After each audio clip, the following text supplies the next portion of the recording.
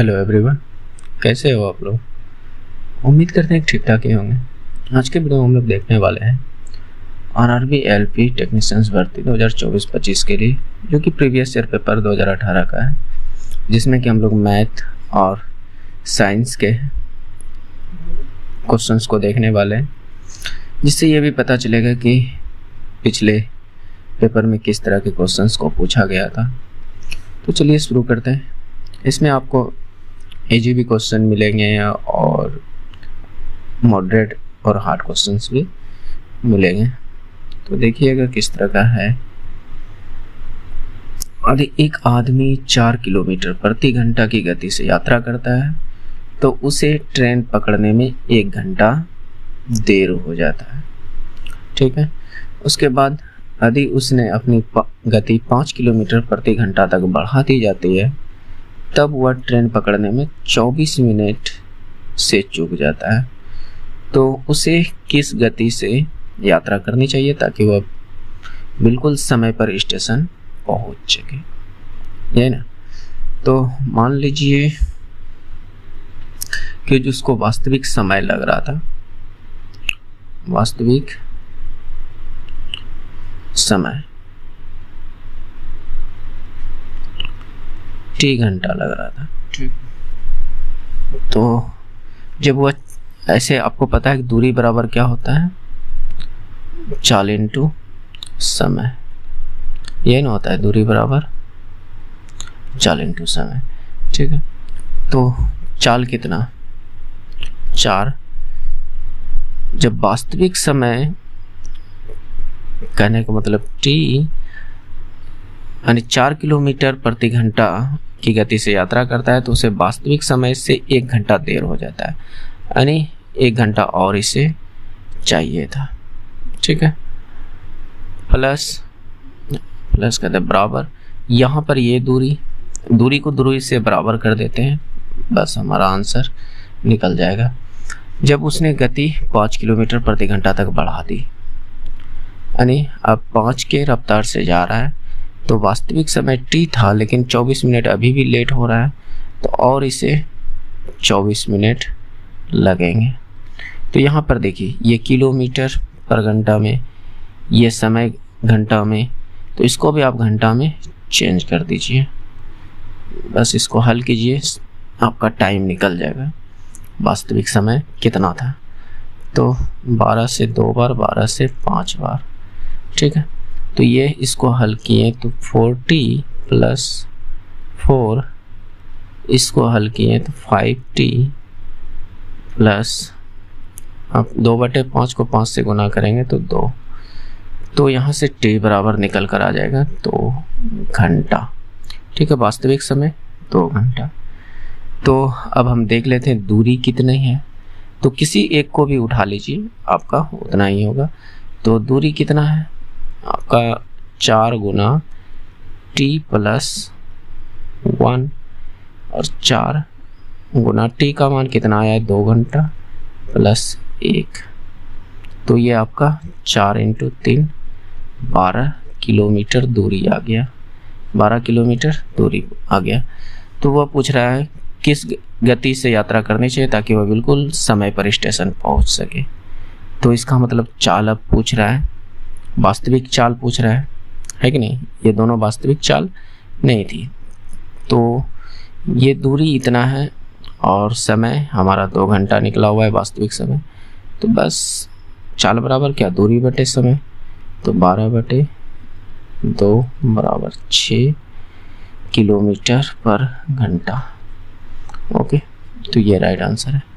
अब कुछ दोस्त कहेंगे कि इतना समय ले लिए, तो दोस्त बताने में तो टाइम लगता है कि नहीं।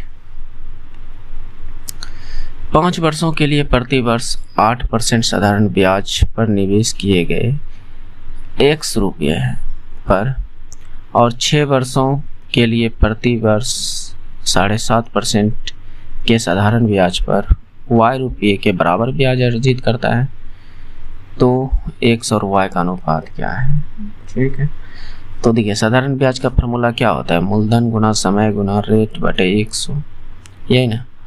तो हम कहते हैं आपका मूलधन कितना, यहाँ पर मूलधन कितना, x, रेट कितना 8% गुना समय कितना 5 वर्ष बराबर दूसरा बार इसमें मूलधन कितना y रुपए इंटू रेट कितना 7.5% और टाइम 6।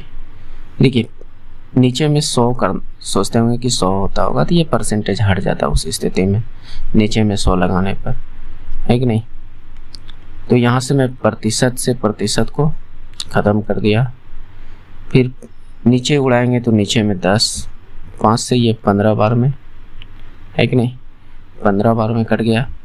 और कुछ कटेंगे क्या, हाँ कट सकते हैं, ये 2 से 4 टाइम, ये 2 से 3 टाइम।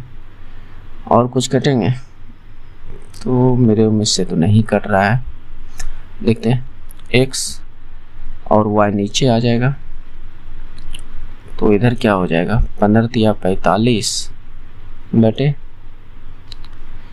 10 और गुना में 4, हाँ और काट सकता था 5 से ये 2 बार में, 5 से ये 9 बार में, तो निकल तो गया x बटे y 9/4। अगर इसको अनुपात में लिखना चाहेंगे x अनुपात y बराबर तो 9/4, तो हमारा आंसर हो जाएगा 4 दूनी 8, ये 9/8 राइट आंसर है। Okay next. देखिए दोस्त मैं एक भी क्वेश्चन एक्स्ट्रा नहीं लिया हूँ, पूछा हुआ सारे क्वेश्चन है प्रीवियस ईयर का, है कि नहीं, क्योंकि उस समय इसी तरह के क्वेश्चंस पूछे जाते थे। मैं प्रैक्टिस पेपर जब कराऊंगा तो उसमें सारे के सारे अच्छे प्रश्न को लाऊंगा, जो क्वालिटी क्वेश्चन होता है वो सब क्वेश्चंस को लाऊंगा। फिलहाल मैं जितने भी प्रीवियस ईयर पेपर है उसको मैं कंप्लीट करा देता हूँ, उसके बाद मैं प्रैक्टिस पेपर लाऊंगा। अधिक संख्या इतना दिया हुआ है 9 से विभाजित, तो x का मान क्या होगा, x 4 5 6 2, 9 से विभाजित करना है तो 9 से भाग लगाने का रूल होता है कि आप सभी को जोड़कर 9 से भाग दे दीजिए, तो कट जाएगा। अगर कट जाए तो समझिए कि 9 से पूरी तरह विभाज्य है। जैसे मैं यहाँ पर कहता हूँ इन सभी को जोड़िए, x + 4, तो x को अभी रहने देते हैं, 5 4 9 6 15 2 17, यानी x + 17 अपॉन 9, है कि नहीं, 5 4 9 6 15 2 17। तो अब x के जगह पर क्या रखूं जो कि 9 के मल्टीपल में आ जाए, तो आपका जवाब होगा कि यहाँ पर 1 रख सकते हैं, तो 18 हो गया। 18 में 9 से भाग लगेगा कि नहीं, तो आपका जवाब होगा हाँ भाग तो लग जाएगा।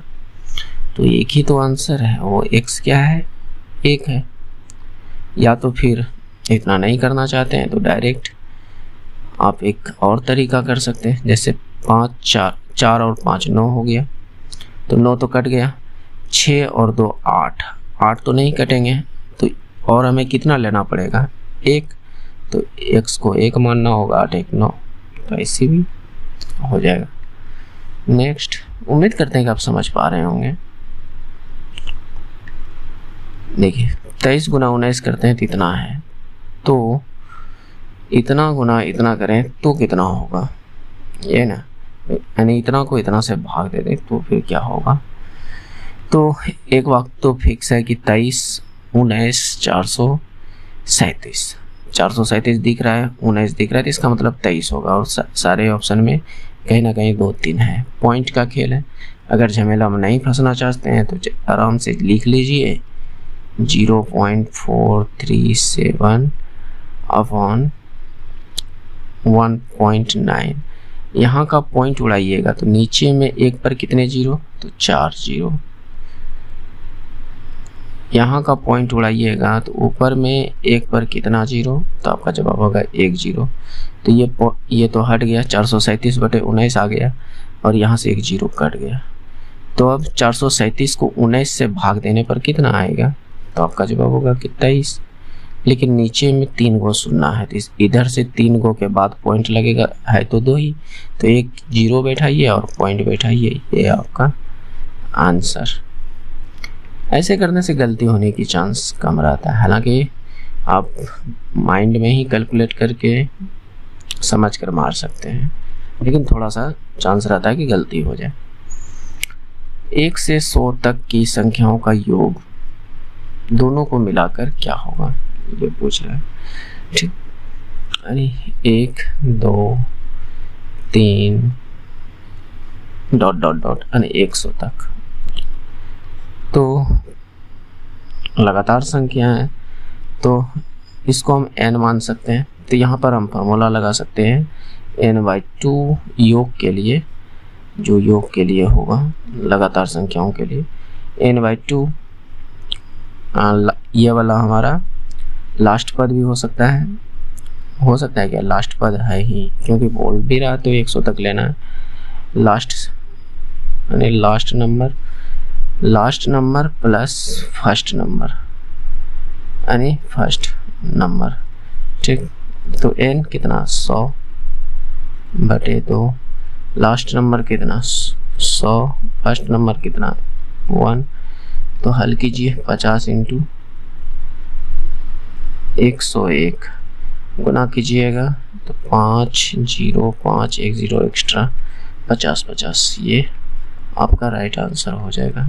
ओके, नेक्स्ट,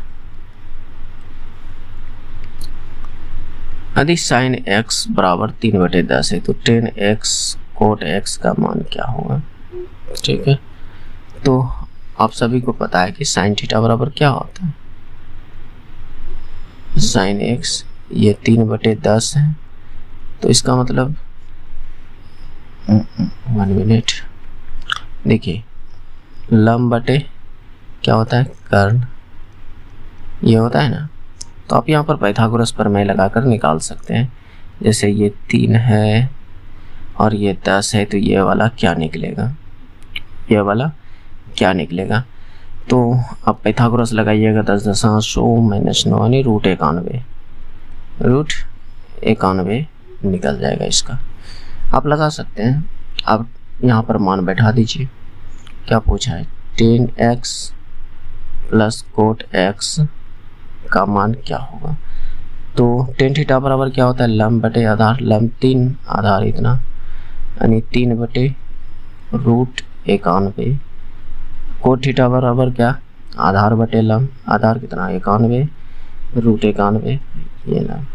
बस इसको हल कीजिए, 3 × 9 प्लस 91 और ये हो जाएगा 3√91, तो यानी 100/3√91 ये हमारा राइट आंसर हो जाएगा। ओके, ये समय है कुछ नहीं, सिर्फ आपको थोड़ा बहुत ध्यान रखना है और कुछ नहीं। नेक्स्ट देखिए, 3 पाइप में से पहली 2 क्रमशः 9 घंटे और 18 घंटे में खाली टैंक को भर सकता है। यानी 3 पाइप है, तो पहले 2 पाइप को A और B मान लेते हैं, और A ने 9 घंटे में और B ने 18 घंटे, जबकि तीसरा पाइप भरे हुए टैंक को 15 घंटे में खाली कर सकता है। C, तीसरा पाइप को हम C मान लेते हैं, तो ये 15 घंटे में खाली कर लेते हैं। तो इन तीनों का एलसीएम हम निकालेंगे, जो होगा वो टैंकी की टोटल क्षमता होगी, टैंकी की टोटल क्षमता कि उसमें कितना लीटर या कितना यूनिट पानी आ सकती है। तो इन तीनों का एलसीएम कितना 90। आप इस तरह का छोटा छोटा नंबर का आप कैलकुलेट कर सकते हैं एलसीएम माइंड में, थोड़ा कोशिश कीजिएगा। तो अब 90 को हम भाग दें 9 से तो 10, 90 को हम भाग दें 18 से तो 5, 90 को हम 15 से भाग दें 6, लेकिन माइनस में। ठीक, अब देखिए यहाँ पर ये क्षमता निकल कर आया है। क्या निकल कर आया है, क्षमता। ठीक है दोस्त, फार्मूला इसलिए बताना पड़ता है। कुछ एक भाई मेरा कहा कि फार्मूला को नहीं लिखिए, तो मैं मानता हूँ कि आप समझ सकते हो फार्मूला ना लिखें तो, लेकिन और सब को थोड़ा प्रॉब्लम हो सकता है। तो यहाँ पर देखिए काम है, तो काम बराबर यानी कुल कार्य बराबर समय गुना क्षमता। क्या होता है, समय गुना क्षमता। तो हमें पता है कि टोटल काम कितना 90, तो हमें 90 काम करवाना है किससे, तीनों से। कहता है खाली टैंक खाली होने पर तीनों पाइप को एक साथ खोला जाता है, तो टैंक कितने घंटे बाद भर जाएगा। तो तीनों से करवाना है, समय हमें निकालनी है और तीनों का क्षमता मिलाकर कितना होगा 10, 5, 15 और इसका लेना है माइनस में, क्योंकि ये तीसरा पाइप जो है खाली करने वाला है, इसलिए इसको माइनस में हमने लिया। तो 15 में 6 गया कितना 9, तो यहाँ से t बराबर कितना निकल कर आ जाएगा, तो आपका जवाब होगा 10। यानी 10 घंटे में अगर तीनों एक साथ खोल दिया जाए तो 10 घंटे में भर जाएगा। ओके, नेक्स्ट देखिए दोस्त, अगर पूरा वीडियो नहीं देखिएगा बहुत कुछ आप मिस कर सकते हैं, जो हो सकता है कि आपके एग्जाम में आने की संभावना हो। अन्यथा आपकी इच्छा, आप कम देखें ज़्यादा देखें, हमको उससे उतना फ़र्क पड़ता नहीं, लेकिन मैं तो सजेस्ट करूँगा कि आप पूरा देखा करें। भले जो क्वेश्चन आपको आता है उसको स्किप कर दीजिए, उसमें क्या जाता है, लेकिन जो नहीं होता है उसको कम से कम करने का कोशिश कीजिए। देखिए 10x बराबर इतना दिया है, तो हमसे पूछा 10x माइनस कोट x का मान क्या होगा। ठीक है, तो 10x बराबर हमारे पास √2 माइनस 1 दिया है। तो आपको पता है कि कोट थीटा बराबर क्या होता है 1/10 थीटा, क्या होता है कि नहीं। तो हम यहाँ पर कोट थीटा का मान निकाल सकते हैं क्या, तो आपका जवाब होगा कि हाँ निकाल सकते हैं। 10 थीटा का मान कितना √2 माइनस का 1, इसका मैं हर परिमेयकरण कर दूं तो क्या होगा √2 + 1 अपॉन √2 + 1। तो यहाँ पर एक प्लस वाला है और एक माइनस वाला है, तो इसका मतलब यहाँ पर ये देखिए, मैं ऊपर जैसे का तैसे लिख देता हूँ, √2 + 1 आया, 1 आया यहाँ पर, 2 माइनस 1 का स्क्वायर कीजिएगा तो 1। यहाँ पर एक फार्मूला लगा हुआ है, आप समझ सकते हैं, कई बार मैंने बताया भी है।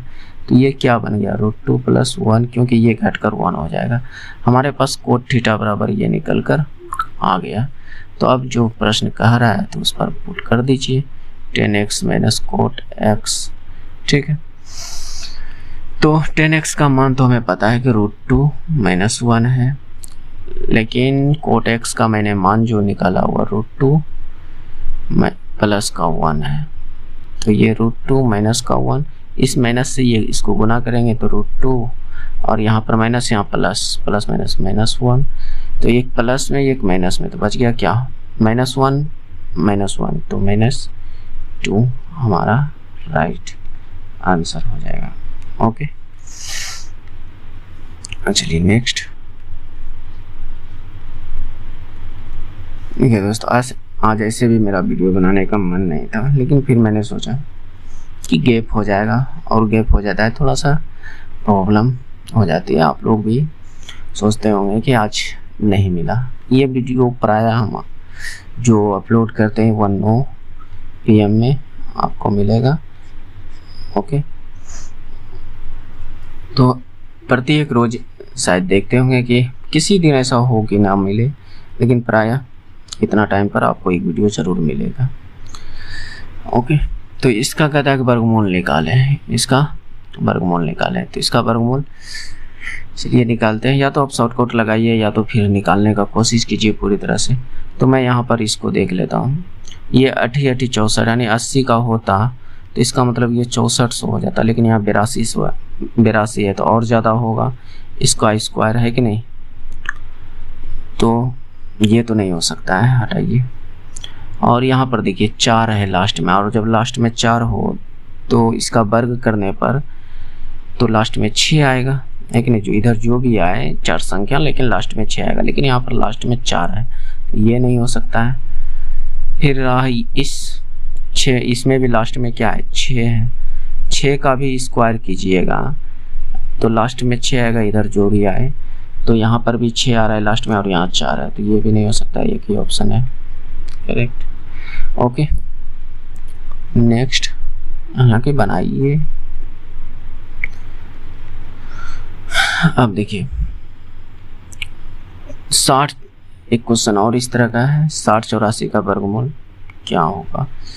तो इसमें भी आप लगा सकते हैं दिमाग, क्योंकि ये वाला नहीं होगा, क्योंकि लास्ट में 6 है और यहाँ लास्ट में 4 है।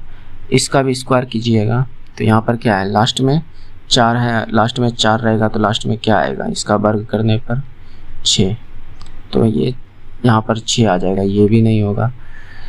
फिर यहाँ पर 2 है और यहाँ पर 8 है दोनों में, तो ये इस अगर यहाँ पर 80 होता तो 80 का स्क्वायर कितना होता, 6400। लेकिन यहाँ पर देखिए जब 80 का हम किए तो 6400 हो गया, यानी 6084 से ज़्यादा हो गया। तो ये कहाँ से होगा, 82 का होगा तो और ज़्यादा होगा ना, तो ये नहीं हो सकता, तो एक ऑप्शन बचा।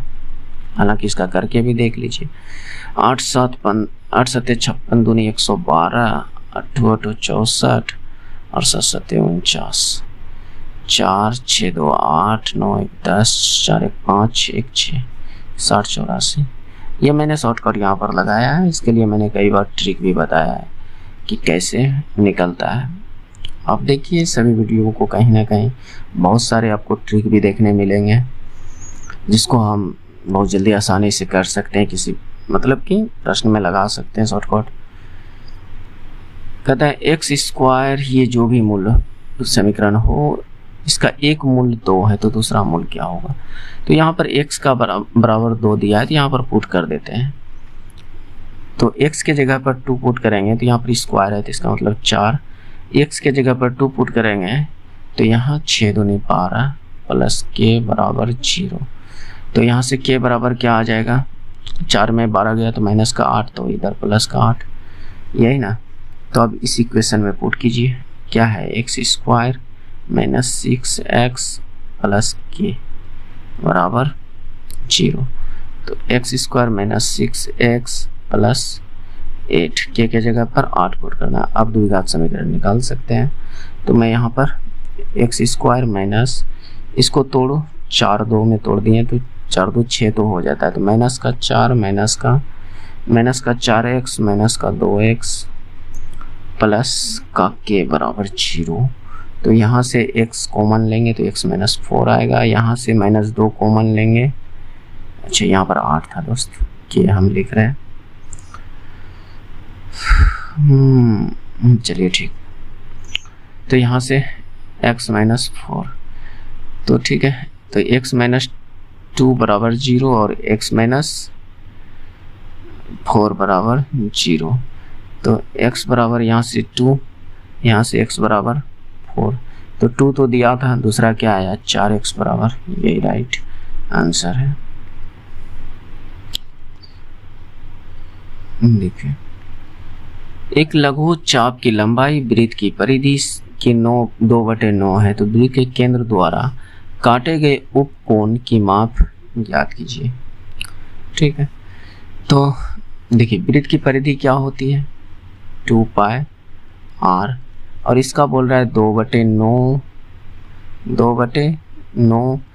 चाप की लंबाई के बराबर है। चाप की लंबाई क्या होता है, θ/360 2 पाई r, यही तो होता है। तो दोनों साइड 2 पाई r है तो इसको कटाइए, तो यहाँ से ये 9 चौके 36 यानी 40, तो थीटा बराबर यहाँ से कितना निकल कर आ गया 80। ये आपका 80 राइट आंसर है। मेरे करने से पहले आप भी करने का कोशिश कीजिए,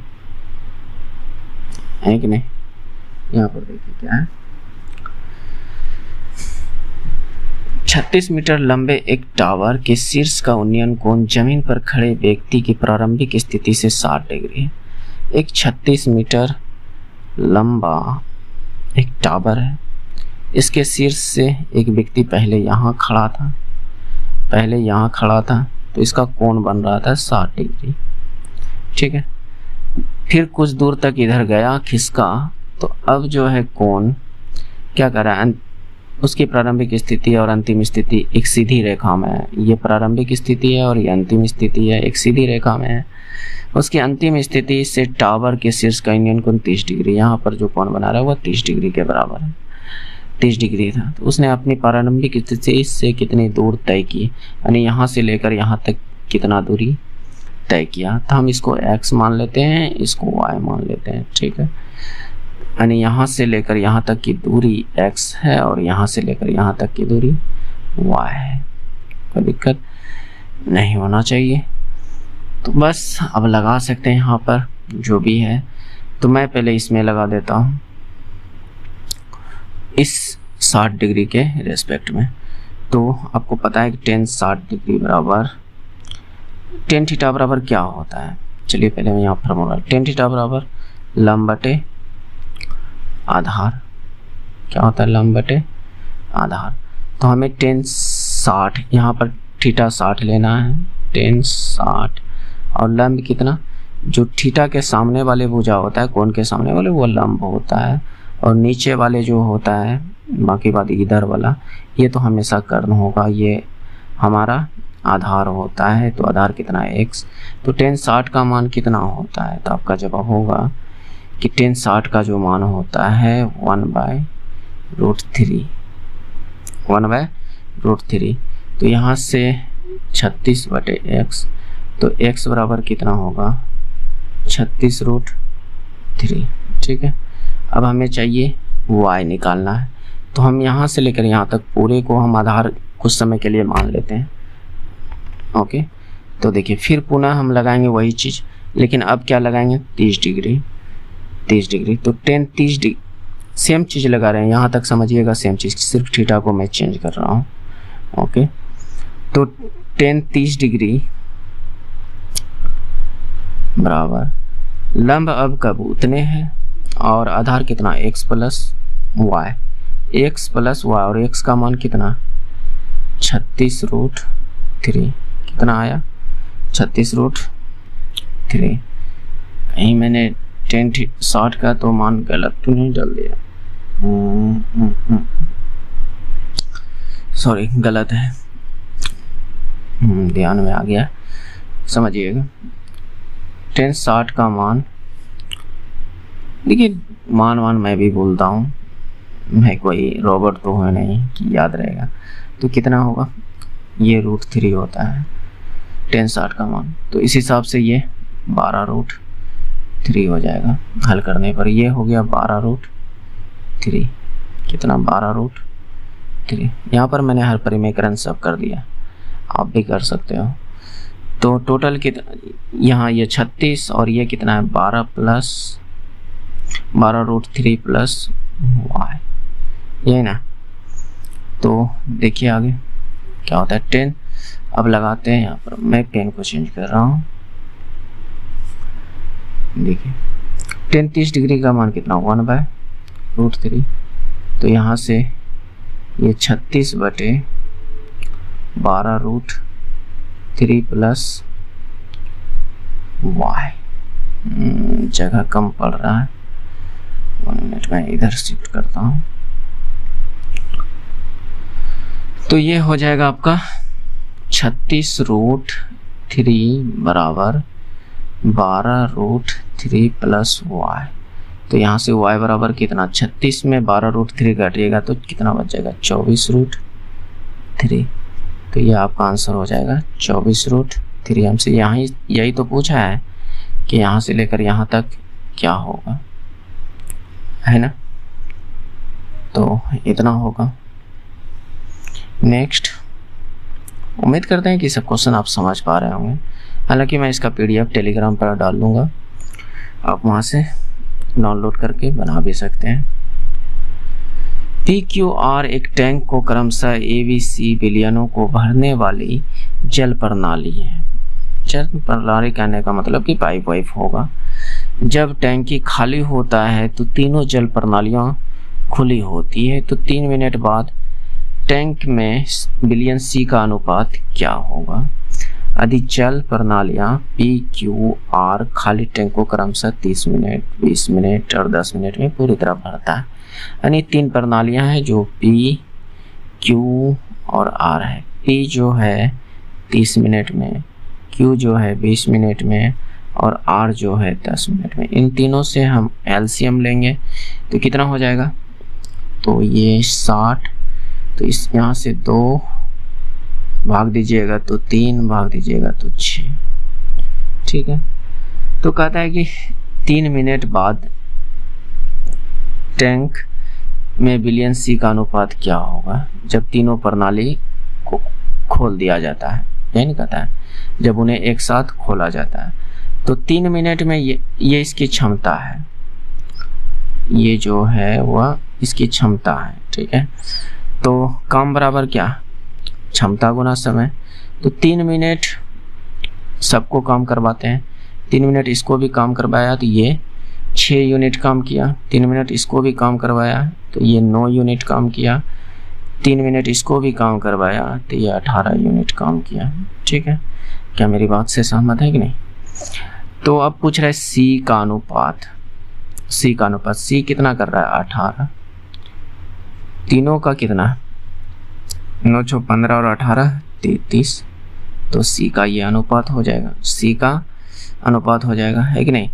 तो 6 से 3 बार 3 से 6 बार में और ये 3 से 11 बार में, तो सी का अनुपात कितना निकल कर आ जाएगा 6/11, ये आपका राइट आंसर हो जाएगा। ओके, समझिए इस तरह से आसानी से बनता है।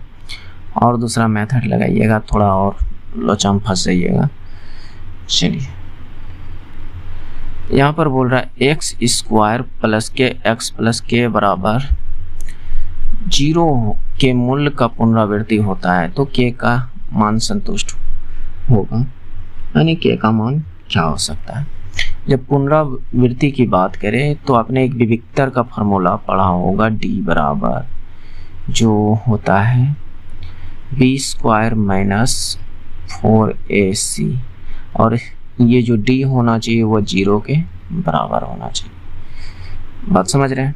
जब मूल पुनरावृत्ति के बारे में बात करें तो यहाँ पर 0 b, अभी b क्या है, a क्या है, c क्या है, इस बात को समझिएगा।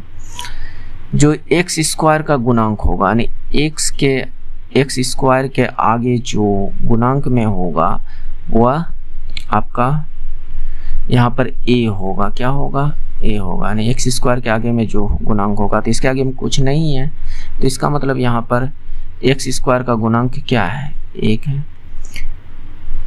तो यानी इसका मतलब ये a बराबर 1 है, और जो ये x के आगे जो गुणांक में है वह b है, इसका मतलब b बराबर क्या है, k है।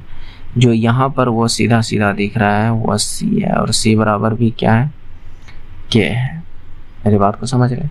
तो अब यहाँ पर बैठाइए, b कितना है, k है, k यानी b का स्क्वायर यानी k का स्क्वायर -4, a क्या है 1 है 1, और c क्या है, k है k। तो यहाँ से k² बराबर -4k, तो यहाँ से k को कॉमन ले सकते हैं, तो k × k - 4, तो यहाँ से एक k बराबर तो 0 आ गया, दूसरा k - 4 बराबर 0 मानेंगे तो k बराबर क्या निकल कर आएगा 4, तो k का मान 0 हो सकता है और k का मान 4 भी संतुष्ट करेगा, या तो k का मान 4 हो या k का मान 0 हो। ओके, नेक्स्ट देखिए दोस्त, आराम आराम से समझिएगा तो सभी क्वेश्चंस बनेगा। क्वेश्चन देखकर अगर हड़बड़ा गए तो फिर प्रॉब्लम आ सकती है। ओके, यहाँ पर देखिए, एक बड़े वृत्त के तीनों कोनों पर 3 त्रिभुजों को इस प्रकार बनाया जाता है कि प्रत्येक छोटे त्रिभुज की प्रत्येक भुजा बड़े त्रिभुज के प्रत्येक संगत भुजा का 1/3 है। यानी मैंने एक बड़ा सा त्रिभुज बनाया, ठीक है, इसके तीनों कोनों पर एक और त्रिभुज बना दिया, क्योंकि यहाँ पर बोल तो रहा है कि प्रत्येक छोटे त्रिभुज पर, यानी तीनों त्रिभुज को इस प्रकार बनाया जाता है कि प्रत्येक छोटे त्रिभुज की प्रत्येक भुजा बड़े त्रिभुज के संगत भुजा के बराबर है, ठीक है। तो जो बड़ा त्रिभुज का भुजा है उसका 1/3 के बराबर बोल रहा है, तो हम मान लेते हैं बड़े त्रिभुज की जो भुजा है वह 3 यूनिट है या 3 इकाई है, यहाँ पर हम मीटर ही मान लेते हैं, 3 मीटर है। तो लेकिन जो छोटा वाला है उसका इसका 3 का 1/3 है, 3 का 1/3, इसका मतलब 1 मीटर है। ये छोटा वाला जो भुजा बना त्रिभुज है उसका 1 मीटर है। मेरी बात को ध्यान से समझिएगा, आसानी से बन जाएगा, 1 मीटर है, ठीक है। तो यहाँ पर क्या हो रहा है, तो हम इसको समबाहु त्रिभुज मानते हैं। तो समबाहु त्रिभुज का क्षेत्रफल क्या होता है, तो आपका जवाब होगा √3/4 गुना भुजा स्क्वायर, यही ना, ये होता है। तो पहले बड़ा वाला का क्षेत्रफल निकाल लेते हैं, बड़ा त्रिभुज का जो 3 सेंटीमीटर वाला है। तो बड़ा वाला का क्या निकलेगा, √3/4, बड़ा वाला का भुजा कितना 3, तो स्क्वायर 9, ये बड़ा वाला त्रिभुज का क्षेत्रफल निकल गया। अब मैं इस छोटे वाला का निकाल रहा हूँ, तो देखिए छोटे वाला त्रिभुज का क्षेत्रफल क्या होगा, √3/4, छोटा वाला भुजा कितना 1, तो 1 का स्क्वायर 1। तो हमसे पूछा क्या है, एक साथ तीनों छोटे त्रिभुज का क्षेत्रफल और शेष बड़े त्रिभुज का क्षेत्रफल का अनुपात क्या होगा, ठीक है। तो ये तो एगो छोटका का निकला, किसी एक का निकला, तो इस तरह का हमको चाहिए 3 को, तो इसको हम 3 से गुना कर देंगे। इस त्रिभुज को 3 से गुना करने का मतलब 3 यहाँ पर लगा दिए, तो 3 ये इतना हो गया। तो हम इसको अगर सीधा करके लिखें तो ये 9√3/4 और ये 3√3/4। तो ये बड़ा वाला और ये छोटा वाला, 3 छोटे वाला का। तो हमसे पूछा है 3 छोटे वाला का अनुपात आना चाहिए, यानी 3 छोटे और शेष बड़े का शेष। समझिएगा बात को, मैं उतना चीज लिख नहीं रहा हूँ, बाकी बात आप समझता रहे। तो छोटा वाला 3 को कितना है, 3√3/4 अनुपात बड़ा वाला इतना है, और बड़ा वाला में छोटा बड़ा घटा देंगे, ये तीनों को घटा देंगे तो शेष बचेगा। तो इसी में मैं यहाँ पर मैं पेन चेंज कर थोड़ा समझने का कोशिश कीजिए, ज़्यादा मैं लिखने का कोशिश नहीं कर रहा हूँ। तो ये 3√3 घटा दूँ, 3√3/4 घटा दूँ, इन तीनों का घटा दूँ तो कितना बचेगा, तो सब कुछ सेम टू सेम है, तो इसी में इसी को घटा दीजिए तो 6√3/4। शेष का क्षेत्रफल कितना निकला, 6√3/4। तो अब कटा जी, √3/4 दोनों में है तो ये कट गया, ये 3 से एक बार में, ये 3 से 2 बार में, तो कितना आ गया 1:2। ये हमारा 1:2 राइट आंसर है। ओके, समझिएगा अच्छा से। देखिए इसमें कहा क्या है कि जो बड़े वाला त्रिभुज है उसका 1/3 जो भुजा होगा वह छोटे वाला का है। तो हमने बड़े वाले को 3 मीटर मान लिया, तो छोटे वाला का कितना हो जाएगा, उसका 1/3 तो 1 हो जाएगा। तो बस मैंने वही किया, यहाँ पर पूरे का क्षेत्रफल निकाला तो वो 9√3/4 निकला, और 3 गो का निकाला तो ये 3√3/4 निकला। तो ये छोटे वाला 3 गो का था और ये शेष बाकी वाला था, यानी इन तीनों को हटा देने पर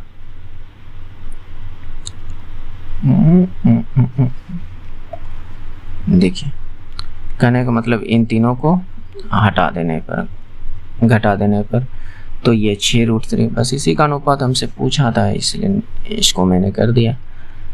ओके, देखिए सबसे छोटी संख्या जिसके द्वारा 1875 को विभाजित करने पर पूर्ण वर्ग प्राप्त होता है। तो यहाँ पर डायरेक्ट आप इसका गुणनखंड निकाल लीजिए 1875। तो मैं 5 से कटा रहा हूँ, 5 तिया 5 सते 25, 5 सते 25, 5 से 15 बार में, 5 से 3 बार में। तो देखिए पूर्ण वर्ग प्राप्त होने के लिए मतलब जोड़ा लगना चाहिए। तो यहाँ पर 5 का जोड़ा लग गया, इस 5 का जोड़ा लग गया, लेकिन इस 3 का जोड़ा नहीं लगा, तो इसी से भाग लगा देते हैं तो ये पूर्ण वर्ग बन जाता है, ठीक नहीं, और कुछ नहीं था, इजी ही था। नेक्स्ट देखिए इसको कीजिए, एक जग में दो छिद्र हैं, एक जग में दो छिद्र हैं। पहला छिद्र अकेले जग को 15 मिनट में और दूसरा छिद्र अकेले जग को 20 मिनट में खाली कर देता है। ठीक है, पानी की एक निश्चित दर से निकलता है और जग को खाली होने में कितना समय लगेगा यदि दोनों छिद्र एक साथ जग को खाली कर रहे हैं। तो मान लेते हैं पहला छिद्र को A और दूसरा छिद्र को B और दोनों खाली करने वाला है, तो इसीलिए इसमें माइनस वाइनस कुछ नहीं लगाएंगे। तो पहला छिद्र 15 और दूसरा छिद्र 20। तो इस जब देखिए जब दो को काम करने वाला हो ना, तो ये वाला मेथड नहीं भी लगाइएगा तो काम चल जाएगा। जैसे लेकिन वहाँ ये होना चाहिए कि दोनों या तो भरने वाला होना चाहिए या दोनों खाली करने वाला होना चाहिए। तो आप डायरेक्ट लगाइए एक्स वाई बटे एक्स प्लस वाई। अब एक्स क्या है, एक्स किसी इसको मान सकते हैं, वाई इसको मान सकते हैं, या वाई इसको मानिए एक्स इसको मानिए। बस यहाँ पर लगाइए, आपका राइट आंसर निकल कर आ जाएगा। हालांकि इसे भी बनाइएगा तो आएगा। तो ये 15 × 20 बटे 15 + 20। तो ये 15 × 20 बटे 35। तो आप कटाइए, देखिए कितना आता है। तो 5 से 3 बार में, 5 से 7 बार में, तो 20 × 60 बटे 7। ये आपका राइट आंसर हो जाएगा। आप ऐसे भी निकालिएगा तो आएगा, लेकिन जब दो चीज़ का बात हो, दो नल का, दो कुछ भी, दो आदमी का, जिसका भी बात हो, तो ऐसे कर सकते हैं। लेकिन यहाँ पर ऑप्शन में जब वहाँ पर दिया हुआ था तो ये पूर्णांक वगैरह में दिया हुआ था। मैं इसको सोल्व करके, क्योंकि पूर्णांक में टाइपिंग करने में थोड़ा दिक्कत होता है, इसलिए मैं इसको इस तरह से सोल्व करके लिख दिया था। ओके, देखिए 10A बराबर 15/8 है, 10B बराबर 7/24 है। तो हमसे पूछा है 10A + B क्या होगा। तो कोशिश कीजिए बनाने का, देखिए बन जाए तो। हालांकि जब तक इसका फार्मूला आपको पता नहीं होगा तो फिर आप नहीं बना पाओगे, ये बात तो है। इसके लिए आपको फार्मूला पता होनी चाहिए, नहीं तो नहीं बनेगा।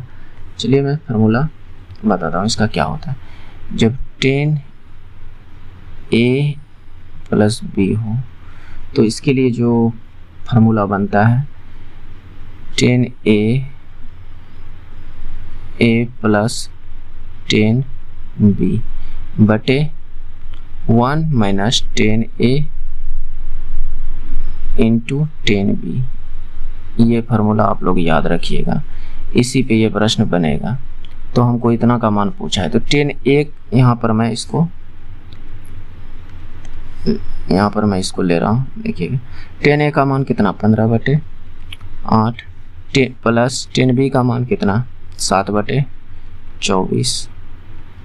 तो नीचे में 1 - 10A 15/8, 10B 7/24। इसको हल कीजिए, देखिए क्या आता है।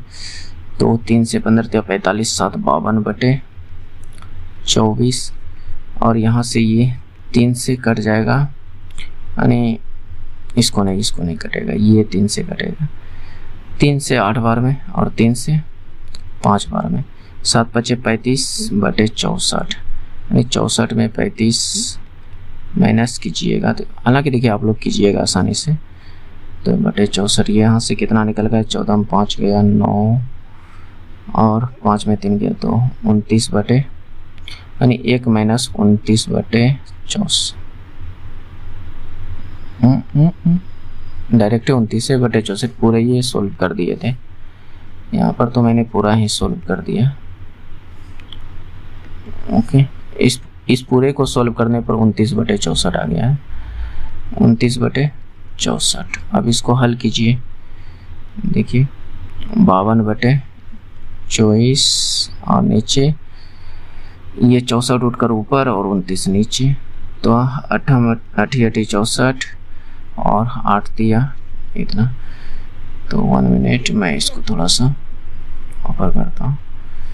तो यहाँ से हो गया 52 × 8, 8 दूनी 16, 8 पंचे 40, 1 41 और 29 दिया 87। तो ये 416/87 आ जाएगा, जो कि ऑप्शन में कहीं ना कहीं होना चाहिए यहाँ पर। ठीक, तो ये है एक फार्मूला आप यहाँ से एक फार्मूला और भी याद रख सकते हैं। देखिए जैसे 10a माइनस बी बराबर क्या बनेगा। दोनों फार्मूला को इसलिए एक साथ बता रहा हूँ ताकि आपको याद करने में थोड़ा आसानी होगा। यहाँ पर 10a माइनस 10b बटे 1 प्लस 10a इंटू 10b होगा। देखिए दोनों फार्मूला को गौर से देखिए और आपका आसानी से बन जाएगा। जैसे यहाँ पर देखिए माइनस था तो ऊपर में माइनस आया, यहाँ प्लस था तो ऊपर में प्लस आया और नीचे में माइनस वाला है तो नीचे में प्लस वाला। तो बस थोड़ा सा ध्यान दीजिएगा तो ये दोनों फार्मूला एक साथ याद हो जाएगा और कुछ नहीं है। देखिए आगे, और अगर अभी तक आप लोग रुके हुए हैं चैनल पर तो कहीं ना कहीं आपको थोड़ा बहुत तो पसंद आया होगा, तो एक लाइक जरूर कर दीजिएगा। आपका एक लाइक हमें मोटिवेट करता है कि नहीं, जिससे हमें लगता है कि नहीं चलिए जो मैंने आप लोगों के लिए कर रहे हैं कहीं ना कहीं आपको पसंद आ रहा है, तो चाहत रहती है कि और भी आगे वीडियो बनाऊं, है कि नहीं। अन्यथा फिर तो आप समझ सकते हैं। तो यहाँ पर देखिए क्या दिया है, साइन x बराबर 4/5। तो वही चीज यहाँ पर है, साइन x बराबर 4/5। तो साइन थीटा बराबर क्या होता है, लंब बटे कर्ण। ठीक है, लंब बटे कर्ण। तो मैं एक त्रिभुज बना लेता हूँ, समकोण त्रिभुज। ये 4 हमें दिया हुआ है लंब और ये कर्ण 5 दिया है, तो आधार कितना, यहाँ पर ट्रिपलेट लग जाएगा 3 4 5 का। हालांकि आप पाइथागोरस से निकालिएगा तो ये वाला 3 निकल कर आएगा। तो मेरे पास तीनों चीज़ है, लंब आ गया, कर्ण आ गया, आधार आ गया। तो बस यहाँ पर बैठाइए, क्या है 10x बटे कोट x, यही ना। तो 10x का मान कितना होगा, यानी 10x 10 थीटा बराबर क्या, लंब बटे आधार, यानी 4/3 और कोट थीटा बराबर क्या, आधार बटे लंब, यही ना। तो आधार कितना 3, लंब कितना 4। इसको हल कीजिएगा तो 4/3 गुना 4/3, तो 4 चौके 16/9, हमारा आंसर आ जाएगा 16/9। ओके नेक्स्ट देखिए, यहाँ से मैंने जो है आपका बायोलॉजी का क्वेश्चंस लिया है। तो मैं यहाँ पर कोशिश करता हूँ कि पर डे टॉपिक आपका क्लियर हो। हालांकि देखिए है तो प्रीवियस ईयर का, लेकिन मैं सब क्वेश्चंस को जितने भी उस जगह से क्वेश्चंस बनता है उनको अलग अलग पेपर से मैं लिया हूँ। ये नहीं कि ये एक पेपर का है, नहीं, लेकिन क्वेश्चन का टाइप को सेम मैंने कर दिया है। तो देखिएगा कहीं ना कहीं ये सब क्वेश्चन पूछा हुआ है, तो हो सकता है आगे भी पूछा जाए, संभावना तो रहती है कि नहीं। तो देखिए निम्नलिखित में से कौन सा पशु का सबसे बड़ा समूह है, पशु का सबसे बड़ा समूह है।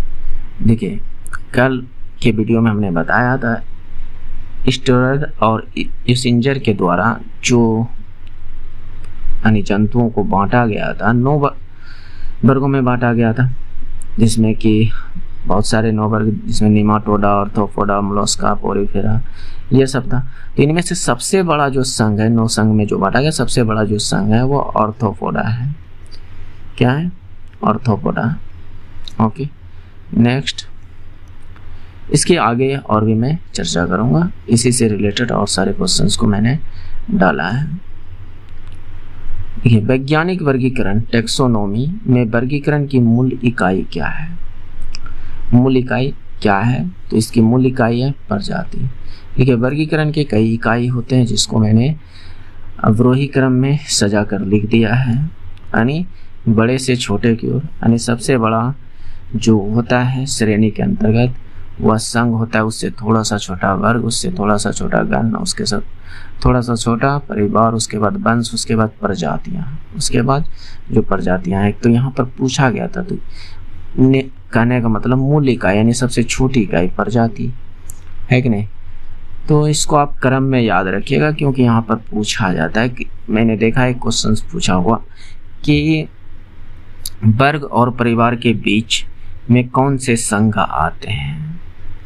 तो वर्ग और परिवार के बीच में घन आता है, यानी इससे रिलेटेड कहीं ना कहीं बहुत सारे क्वेश्चंस बनाकर पूछा जाता है। और इस वर्गीकरण की सबसे बड़ी इकाई जो है वो आपका कहने का मतलब संघ है, यानी जगत जिसको कहते हैं।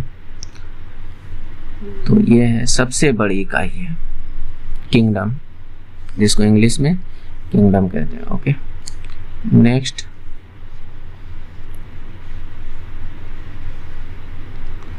निम्नलिखित में से कौन सा जंतु त्रिकोर की नहीं है? त्रिकोर की नहीं है। त्रिकोर की मतलब कि थोड़ा सा यहाँ पर समझने का कोशिश कीजिएगा। त्रिकोर की कहने का मतलब जिसका दो भागों में शरीर बटा हो।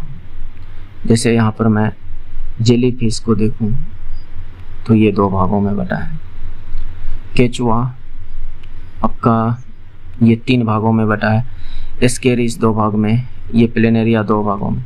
तो केचुआ यहाँ पर राइट आंसर हो जाएगा इसके। और इसका डिटेल्स भी मैंने इसमें ऐड किया, समझिएगा। यहाँ पर कहने का मतलब कि त्रिकोर की जीव जानवरों को संदर्भित करता है जिनके शरीर के अंग 3 अलग अलग भ्रूण परतों से उत्पन्न होता है, जिसको एक्टोडर्म, मेसोडर्म, एंडोडर्म कहते हैं। त्रिकोर की जीव का उदाहरण घोंघा, घोड़ा, मेढक, आदमी, ये सब हम लोग जो हैं सभी के सभी, यानी कहने का मतलब कोर्डेटा समूह के संघ के जितने भी जीव होते हैं वो त्रिकोर की होते हैं।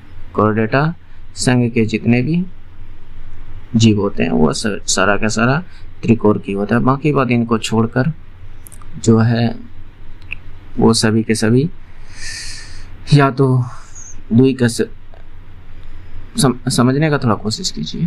ओके, जैसे यहाँ पर ऑप्शन में दिया था कि ये सब जेली फिश, स्केरिस, प्लेनेरिया, ये सब जो है त्रिकोर की के अंतर्गत नहीं आते हैं, बात समझने। लेकिन केचुआ त्रिकोर की के अंतर्गत आता है। नेक्स्ट,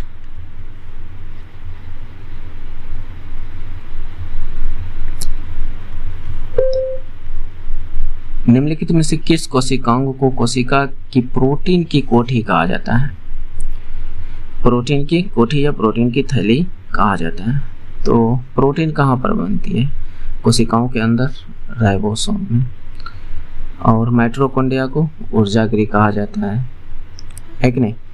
माइटोकॉन्ड्रिया को यहाँ पर ऊर्जागृह और राइबोसोम को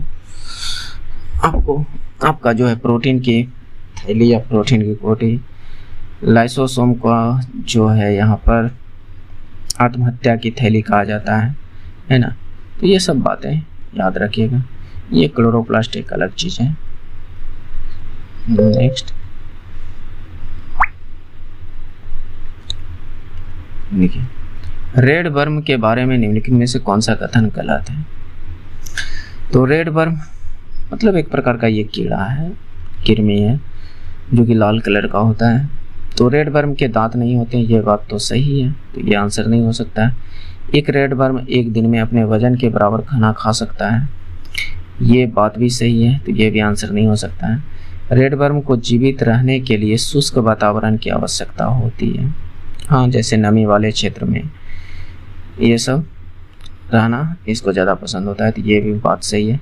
तो इनमें गीजड नामक एक संरचना होती है, उन्हें अपने भोजन को पीसने में सहायता करती है। नहीं, गीजड नामक कोई संरचना नहीं होती है। ओके, तो यही आपका सही है। चलिए रेड वर्म के डिटेल्स में जान लेते हैं थोड़ा। देखिए, रेड वर्म कुछ इस प्रकार के दिखते हैं, इस तरह के कीड़े देखे होंगे, या तो बहुत सारे ऐसे शॉर्ट वीडियो में देखे होंगे कि किसी फल को किसी कीड़े के बीच रख देता है तो वो तुरंत खाकर ख़त्म कर देते हैं, तो वो काम रेड वर्म में ही होता है। देखिए, लाल कीड़े जो है बहुत सारे कार्बनिक पदार्थ खाते हैं, लेकिन यह भूखी छोटी खाने वाले मशीन के रूप में विशेष रूप से प्राकृतिक रूप से मीठे खाद्य पदार्थों के शौकीन होते हैं। यानी मीठा खाद्य पदार्थ, जैसे मान लीजिए कि सड़ा गला सब जो चीज़ होता है कार्बनिक चीज़ को, उसको खाने में यह ज़्यादा शौकीन होते हैं। ये दोनों रेड वर्म हैं, तो ये मिट्टी के अंदर भी पाए जाते हैं। जैसे कहीं पर मान लीजिए कि पत्तियां वगैरह गिर गया तो उस पत्तियों के नीचे देखिएगा कीड़ा हो जाता है, तो उस कीड़े को हम, वो लाल कलर का होता है, वो रेड वर्म होता है। ओके, नेक्स्ट, निम्नलिखित में से कौन उभयलिंगी नहीं है? उभयलिंगी कहने का मतलब क्या है? जिसमें स्त्री पुरुष वाली दोनों बातें हों एक ही जीव में। जैसे घोंघा में ये उभयलिंगी है, चोक उभयलिंगी है, केचुआ उभयलिंगी है, तो रानी मधुमक्खी ये उभयलिंगी नहीं है, ये सिंगल लिंगी यानी एक लिंगी है।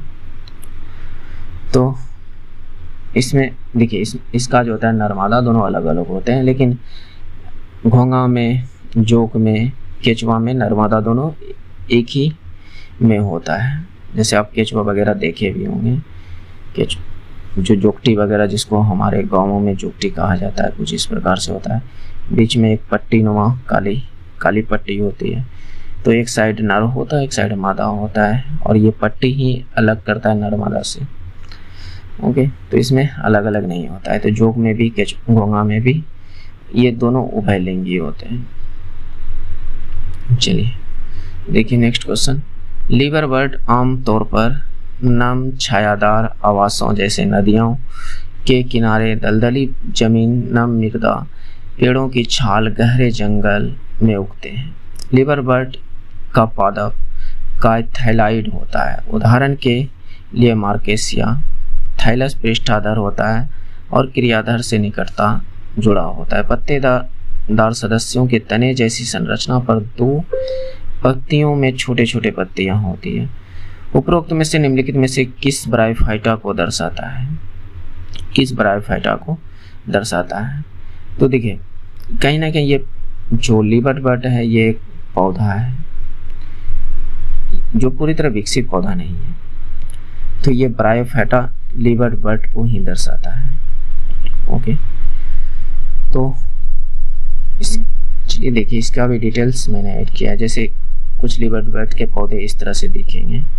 देखिए इसके नीचे थाइलस मतलब कि कुछ थैलानुमा संरचना होती है इस पत्तियों के नीचे, तो इसलिए ये सारे के सारे जो है लीवर बर्ड पौधा है। ये ज़्यादातर नम वाले जगह में होते हैं, कीचड़ वाले जगह में होते हैं, पानी वाले जो जगह होते हैं वहाँ पर होते हैं। इस तरह के आप लोग देखे होंगे कि होता है। जो ये सब है लीवर बर्ड के पौधे यानी ब्रायोफाइटा के अंतर्गत आता है। जीवाणु कशाभिका के 3 भाग क्या है? जीवाणु यानी एक प्रकार का बैक्टीरिया के बारे में पूछ रहा है कि उसका 3 भाग कौन कौन से होते हैं। तो आधारीय शरीर, पूंछ और तंतु, जो कि जैसे मैं फिगर में दिखाना चाहता हूँ। देखिए कशाभिका की संरचना कुंडलित होती है। ये 3 भागों में विभाजित होती है, जैसे आधारीय शरीर, हुक और तंतु। हुक और तंतु, तो यहाँ पर देखिए ये आपका फिलामेंट हो गया जिसको तंतु कहते हैं। ये बीच का भाग जो देख रहे हैं ये आपका हुक टाइप का बना है, इसको हुक। और ये जो इसका नीचे वाला मुंडी वाला भाग है ये आपका बेसल्स बॉडी यानी आधारीय शरीर है। इसका एक फिगर मैंने और भी ऐड किया है, यहाँ से बेहतर समझ पाएंगे। देखिए जैसे इस फिगर को तो समझे, यह बैक्टीरियल फ्लैजिला है, तो इसमें जो देखिए ये क्या है आपका फिलामेंट है यानी तंतु फिलामेंट। ये आपका जो सिलिया जिसको धागे नुमा संरचना होती है, और ये आपका आधारीय भाग आधारीय शरीर है। तो ये छोटे छोटे बैक्टीरिया जो पानी वगैरह में पाया जाता है या समुद्र वगैरह में, तो बहुत जगह ये छोटी छोटी बैक्टीरिया पाया जाता है जिसका 3 आधारीय भाग होता है। तो जो कि यहाँ पर दर्शाया गया है क्या क्या, देखिए आधारीय शरीर, पूंछ और तंतु, यानी जो इस फिगर में आपने देखा है कि नहीं। फिलामेंट तंतु यानी ये आधारीय भाग यानी जो इसका शरीर है, मुंडी उंडी जो भी है। तो इस तरह से इसका फिगर कुछ इस प्रकार से होता है। उस जंतु की पहचान कीजिए जो नॉन कोऑर्डिनेट है। नॉन कोऑर्डिनेट मतलब क्या? कोऑर्डिनेटा समूह का होना चाहिए, ये ना, कोऑर्डिनेटा संघ के होना चाहिए। तो कोऑर्डिनेटा संघ के यहाँ पर कौन से हैं? सिर्फ ये सरीसृप जो है ये कोऑर्डिनेटा समूह के अंतर्गत है। कोऑर्डिनेटा समूह के अंतर्गत देखिए सिर्फ सरीसृप ही नहीं, जो मत्स्य होता है, मत्स्य, मनुष्य,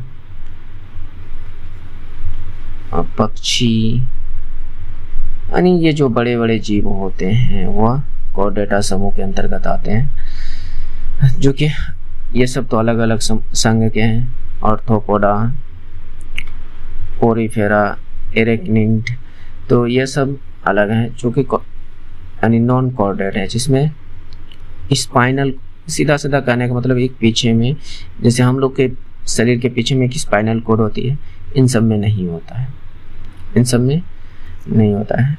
जैसे यहाँ पर देखिए क्या कह रहा है, नॉन कोऑर्डिनेट ऐसे जीव हैं जिनके शरीर में नोट कोड नहीं होता है, नोटोकोड नहीं होता है, जो एक छड़ जैसी संरचना होती है। इस संघ में मुख्य रूप से Porifera, हेमिकोर्डेटा, इचिनोडर्मेटा, Mollusca, arthropoda, Annelida, एस्केलमेंथिज, प्लेटेलमेंथिज, Ctenophora, ये सब जो है नॉन कोऑर्डिनेटा के अंतर्गत आते हैं, है कि नहीं। यहाँ पर इसका इस फिगर से आप बेहतर समझ पाएंगे, समझिए थोड़ा सा। जैसे इसमें देखिए, इनको कोऑर्डिनेटा जो है वह ए, यानी ए जो है नॉन कोऑर्डिनेटा और बी जो है कोऑर्डिनेटा समूह की संरचना है। कोऑर्डिनेटा समूह की संरचना यहाँ पर दिया गया है। तो देखिए ये कोऑर्डिनेटा समूह है जिसमें एक स्पाइनल कोड पाया जाता है। क्या है? एक स्पाइनल कोड पाया जाता है, यानी यहाँ पर स्पाइनल, और इसमें देखिएगा कहीं स्पाइनल कोड आपको देखने नहीं मिलेगा। तो ये तो मुख्य अंतर हो गया। ऐसे भी पकड़ सकते हैं कि हाँ ये कोऑर्डिनेटा समूह के हैं कि नॉन कोऑर्डिनेटा समूह के। जैसे सांप में आपने देखा होगा कि पीछे में एक लंबी सी हड्डी निकली होती है, तो यही तो है उसका स्पाइनल कोड। जैसे हम लोग का भी पीछे में एक स्पाइनल कोड है। तो वहाँ के बाद और भी कई सारे होते हैं फैक्ट, अंतर होते हैं, लेकिन बहुत सारी समानता भी होती है, तो उसको आप देख लीजिएगा डिटेल से। ओके, नेक्स्ट देखिए, निम्नलिखित में से कौन सा युग जंतु जगत जंतु संघ से संबंधित गलत है? तो लीवर फ्लूक ये नीमाटोडा का है, यही तो गलत है। ये जो लीवर फ्लूक है ये प्लेटीहेल्मिन्थिज का है। आप जो पढ़े होंगे प्लेटीहेल्मिन्थिज,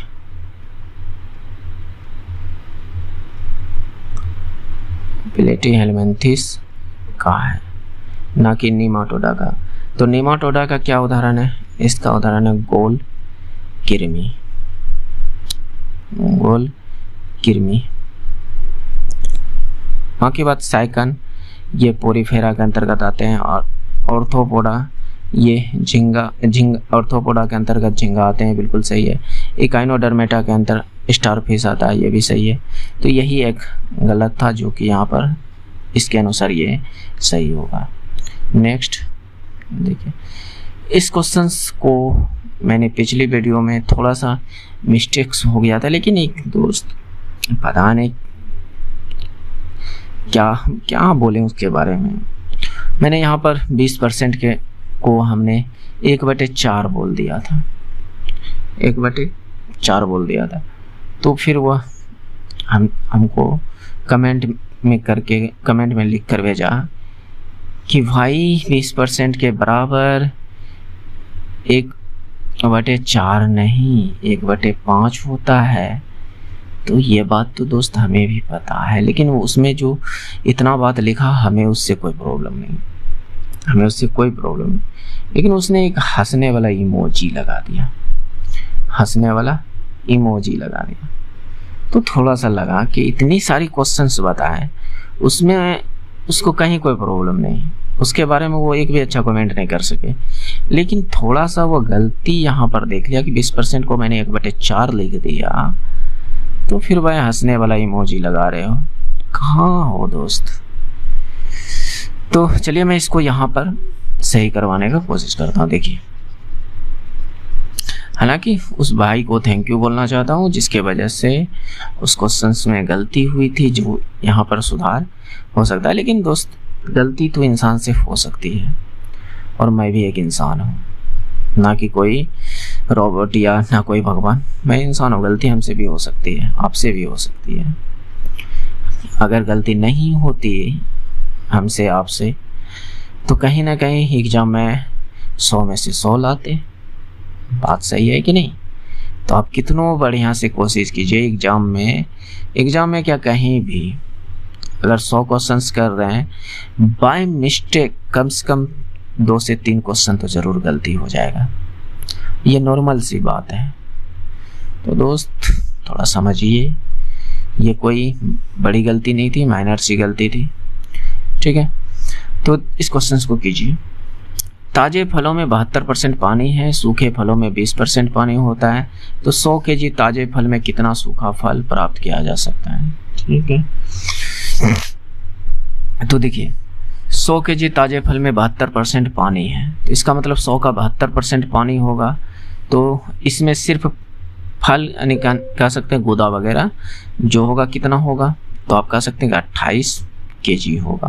यानी 100 केजी में 72% पानी है, तो ओरिजिनल में गूदा कितना होगा? 28 केजी होगा। बाकी बात पानी यानी पूरी तरह से क्रिस्टल हो गया होगा, जिसमें पानी अब नहीं है। लेकिन कहता है इसमें कि 20% पानी भी है। सूखा फल में क्या कहता है? सूखा फल में 20% पानी है। तो इसका मतलब अगर मैं इस 20% को पकड़ूं, तो इसका मतलब क्या है? 1/5, यानी 5 में से 1 जो है पानी है। तो ओरिजिनल में फल कितना है? 4। 5 में से फल कितना है? 4। तो हमें इस 4 का मान यहाँ पर 28 दिया है, तो हमें 25 का मान चाहिए। हमें 5 का मान चाहिए, 25 का नहीं, 5 का मान चाहिए। तो ये इसका कितना गुना है? 7 गुना। तो 5 का भी आप 7 गुना कर दीजिए, तो कितना हो जाएगा? 35। ये आपका 35 केजी राइट आंसर हो जाएगा। इसको आप कैसे करते हैं आप जानो, लेकिन मैं तो ऐसे ही करता हूँ। ओके, नेक्स्ट देखिए।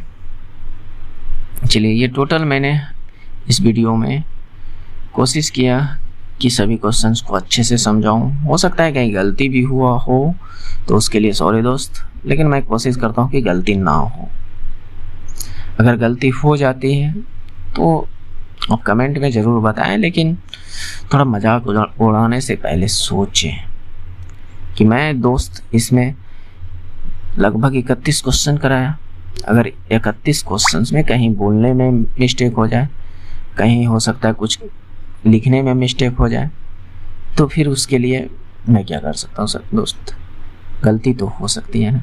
जब मोदी जी से गलती हो सकती है, बेटी बचाओ बेटी पढ़ाओ के जगह, तो पता है आपको क्या बोला था मोदी जी? तो जब उतने बड़े जो हमारे देश के नेता हैं, सर्वोच्च व्यक्ति हैं, सर्वोच्च व्यक्ति हालांकि प्रधानमंत्री को नहीं कहा जाता है, देश का सर्वोच्च व्यक्ति या प्रथम व्यक्ति राष्ट्रपति को कहा जाता है, लेकिन प्रधानमंत्री भी कम नहीं होता है। जब उससे गलती हो सकती है, तो हमसे बोलने या लिखने में क्यों नहीं गलती हो सकता है, या प्रश्न करने में क्यों नहीं गलती हो सकती है। तो मैं इस बात को एक्सेप्ट करता हूँ। तो प्लीज़ दोस्त थोड़ा सोच समझ कर कमेंट कीजिए, लेकिन जहाँ गलती है वहाँ ज़रूर कीजिए, बताइए कि हाँ भाई यहाँ पर गलती हो गया, मैं उसको सुधारने का। जैसे इस वीडियो में मैंने इस क्वेश्चन को सुधारा कि नहीं, तो आपने बताया तो मैंने सुधारा, लेकिन हमको थोड़ा सा हर्ट हुआ कि आप हंसने वाला इमोजी लगा रहे हैं, वो भी इस प्रतिशत के बारे में बोल रहे हैं कि 20% के बारे में। अगर रहता कि हाँ 37.5% को हमने गलत लिख दिया या 62.5% को गलत लिख दिया, तब फिर सोच सकते थे। इतना छोटी तो गलती हमसे जानबूझकर तो नहीं हो सकती है ना, है कि नहीं? तो बाकी बात आप क्या सोचते हैं इस वीडियो के बारे में, इस कॉम्बिनेशन वीडियो के बारे में जिसमें हमने मैथ और साइंस को लेकर चल रहे हैं। आपको ये वीडियो कैसा लगा, आप अपना राय कमेंट बॉक्स में ज़रूर दीजिएगा, और एक लाइक भी कर दीजिएगा। हो सके तो अपने स्टडी ग्रुप में शेयर कर दीजिएगा।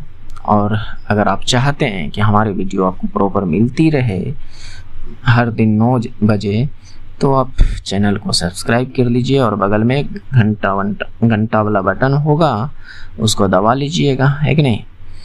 तो जिससे कि हम जब भी वीडियो हमारी यहाँ से अपलोड हो तो आप तक पहुँच सके। नहीं तो आप जल्दी हमें ढूंढ नहीं पाओगे, क्योंकि हमारी चैनल उतनी अभी ग्रो नहीं हुई है जिससे कि आप कुछ भी लिखकर सर्च कीजिएगा तो आ जाएगा। हालांकि मैं आपको एक हिंट्स देता हूँ, आप कोई भी टॉपिक लिख रहे हैं जो भी चीज़ के बारे में, तो बगल में वायुमंडल जी लगा दीजिएगा, वायुमंडल जी ये लगा दीजिएगा तो आपका हो सकता आ जाए। बात समझ रहे। हालांकि अब ये मंडल जी का मतलब ये नहीं समझ लीजिएगा मैं एटीट्यूड में बोल रहा हूँ, नहीं, बस गांव में लोग प्यार से कहते थे मंडल जी, जहाँ कोचिंग में पढ़ाते थे वहाँ कहते थे मंडल जी, या जहाँ पर हम सेट टेस्ट वगैरह लगाने जाते थे वहाँ बोलता था मंडल जी। तो मैंने सोचा चलिए इसको इसी नाम से रख देते हैं, इसमें कोई एटीट्यूड वगैरह नहीं है। बाकी बात आप समझदार हैं, समझ सकते हैं, लोग कुछ भी लिख सकते हैं, बोलने वाला का मैं क्या कर सकता हूँ। बाकी बात मिलते हैं नेक्स्ट वीडियो में।